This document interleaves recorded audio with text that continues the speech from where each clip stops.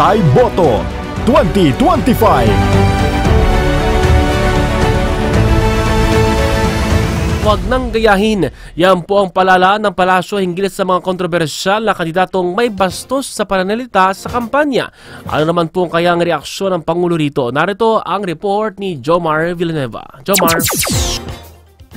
Ikinatuwa ni Pangulong Ferdinand Marcos Jr. ang aksyon ng Commission on Elections laban sa mga kandidatong misogynist o yung mga nagbitaw ng bastos na pananalita sa mga kababaihan habang nangangampanya.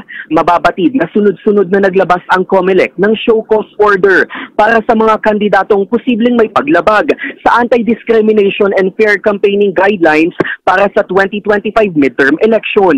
Ayon kay Palace Press Officer Attorney Claire Castro, hindi katanggap-tanggap para sa Pangulo ang bastos na pananalita ng mga kandidato. Iginiit ng palasyo na hindi dapat pamarisan ang mga kandidatong misogynist.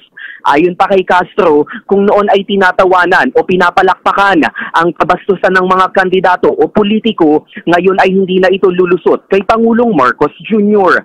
Nagpaalala naman ng palasyo sa mga kandidato na manatiling may respeto, integridad at katotohanan habang nangangampanya at nangangako sila sa mga botante. Ilan sa mga kandidatong nakatanggap ng show cause order mula sa COMELEC, sina Attorney Ian Sia na kandidato sa pagkakakongresista ng Pasig Lone District, maging sina Mataas na Kahoy Batangas Vice Mayor J. Ilagan, Misamis Oriental Governor Peter Unabia at Davao de Oro 2nd District Representative Roel Peter Gonzaga, na pawang mga kandidato bilang governor sa kani-kanilang mga probinsya.